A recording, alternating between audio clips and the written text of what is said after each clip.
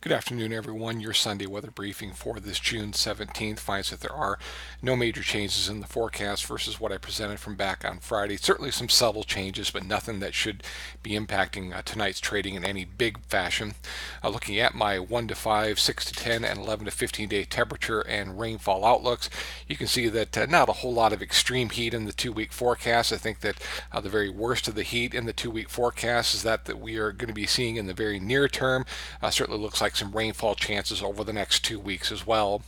With regards to the 1 to 5 day time frame, I'm not going to have any disagreements with this forecast. You can look at this QPF forecast and say that, as usual, it's a QPF forecast that is going to be way too wet, but maybe not in this case. It is a very, very good setup for rainfall especially the central and western Corn Belt, especially as you get towards middle and latter portions of the 1 to 5 day time frame. Again, I am not going to be making a big argument against what is shown here. Rainfall amounts and even rainfall coverage could very well be just as big as this map would suggest. For the day 6 to 7 time frame, I think that it will be the Corn Belt that once again is the focus for the best rainfall activity in this period. Would not be surprising at all to see rainfall amounts to be a little bit bigger than is shown in the Corn Belt. Would also not be surprising to see rainfall coverage, especially to areas north and south of the Corn Belt, be considerably less than what this model would suggest for that time frame. As far as the forecast is concerned, why is there going to be so much rain in the near-term forecast? Well, it's a combination of a couple of factors. Looking at surface features as of 7 o'clock today, you can see that we are still largely in a ring of fire situation with any thunderstorm activity that is going to be seen for the rest of today and into a good portion of tomorrow into a far northwestern portion of the Corn Belt, where it will be quite significant and widespread in nature.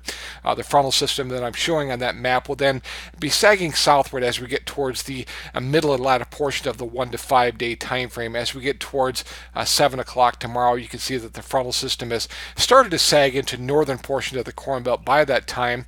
And by the time we get to 7 o'clock in the evening on Thursday, towards the end of the 1 to 5 day time frame, you can see on this map, if I draw in the frontal system, that we still have a frontal system that is still located in the Corn Belt at that time. So this frontal system that right now is dividing any somewhat cooler air in far northwestern portion of the Corn Belt to the intense heat that is seen in central and southern portion of the Corn Belt right now will be sagging southward over time, but then will be largely stalled in the central portion of the Corn Belt for, again, especially the middle and latter portion of the 1 to 5 day time frame.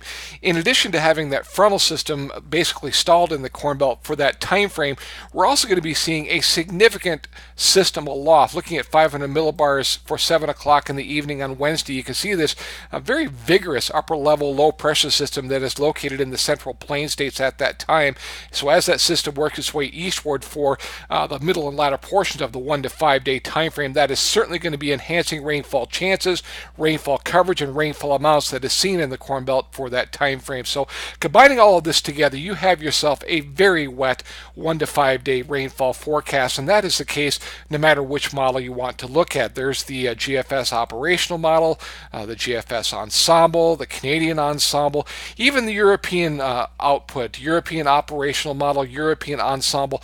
All of the models are combining to suggest a very wet period of weather coming up for the 1 to 5 day time frame in the Corn Belt. I think it's a situation where you cannot rule out at least an inch of rainfall anywhere in the Corn Belt during this period, especially heavy amounts of rainfall in central and western portion of the region, where rainfall should be on the order of 2 to 4 inches on a widespread basis. Certainly some localized areas seeing 4 to 6 inch rainfall amounts that will probably be creating some flooding issues in the near term, at least on a localized basis, especially in central and western portions of the Corn Belt. It's also obviously a wet forecast for portions of the hard red winter wheat belt as well, especially as you go further north into northern portion of Kansas and into Nebraska. Those areas too could be seeing some localized flooding issues given how much rain is going to be seen in the near term. For the 6 to 10 day time frame, probably not as wet as the 1 to 5 day period, but certainly still some rainfall chances in that time frame. Looking at 500 millibars as of late in the day on this upcoming Saturday, you can see that our first upper level system has exited the Corn Belt to the northeast, but look that another one is replacing it by that time. So another vigorous upper level low pressure system for late in the day on Saturday. Would not be surprising at all to see some remnants of our frontal system still located in the Corn Belt at that time. So while rainfall amounts may be down some in the 6 to 10 day period in the Corn Belt versus what we're going to be seeing in the 1 to 5 day time frame, there will clearly still be significant rainfall chances even in the 6 to 10 day period in the Corn Belt region.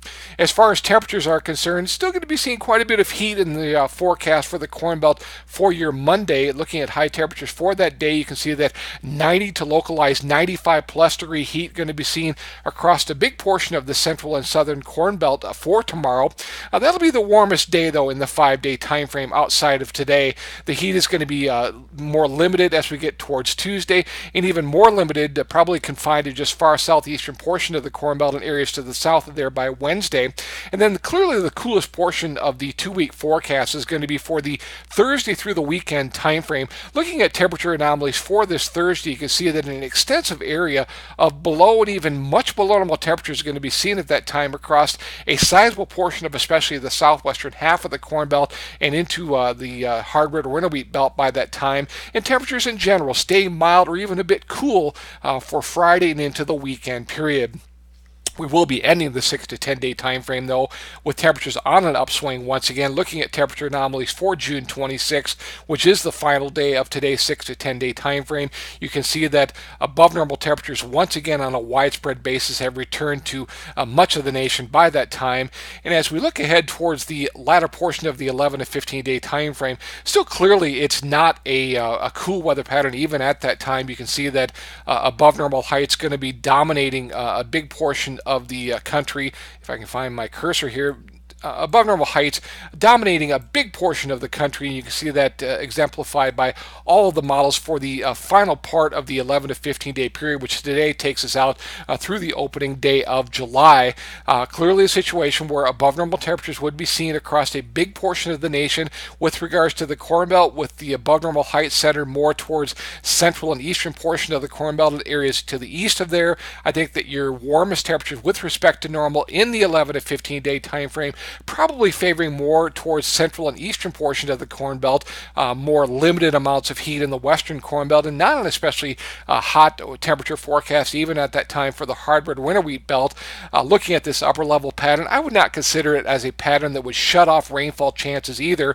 A bit of a dome high pressure in central and southwestern portions of the southern plains and areas to the south of there, indicated by both the GFS ensemble and the European ensemble. Would not be surprising at all to see upper level disturbances moving over the top of that dome of high pressure that would likely keep rainfall chances arriving in the Corn Belt on a fairly regular basis. So as far as the temperatures are concerned, still some heat in the near term. Coolest part of the 2-week forecast in the Corn Belt coming up for this Thursday through the end of the weekend. Then temperatures on an upswing again, once again for the latter portion of the 6 to 10 day time frame, and especially into the 11 to 15 day period. Though in the 11 to 15 day period, I would not call that heat as especially extreme, and that would be especially the case for the western Corn Belt and into the Plain States region.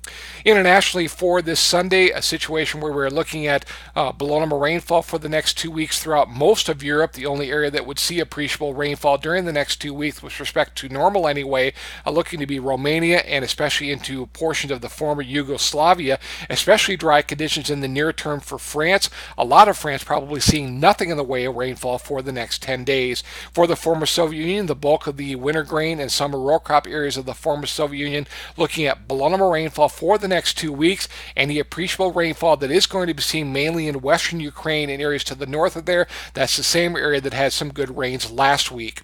Looking at the spring grain areas of the former Soviet Union, still looking at widespread significant rainfall there during the next 10 days. Still a lot of cool weather in this forecast for the spring grain areas for the next week, but they will be warming up nicely for the latter portions of the 6 to 10 day period and possibly even into the 11 to 15 day time frame. It's a very good forecast for the corn and soybean areas of China coming up for the next 10 days to 2 weeks. Look at the above normal rainfall that is going to be seen in Manchurian corn and soybean areas for the next 2 weeks. weeks. That rainfall pretty evenly divided between the 1 to 5, 6 to 10, and 11 to 15 day periods. You can see that the forecast continues to turn wetter and wetter for the North China Plain. Southern portion of the North China Plain already seeing rainfall during middle and latter portion of this week. The bulk of the rainfall that is shown for northern portion of the North China Plain mostly coming during the week 2 time frame.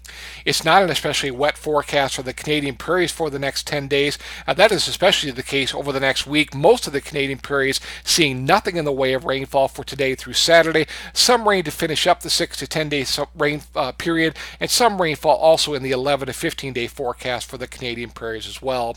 The needed wet forecast still not in the cards for the wheat areas of Australia at this point. Some modest rains are falling in western wheat areas of Western Australia on this Sunday. Those rainfall amounts look to be meager. They will then have dry weather tomorrow, and that dry weather continue for the rest of the 10-day forecast, if not longer.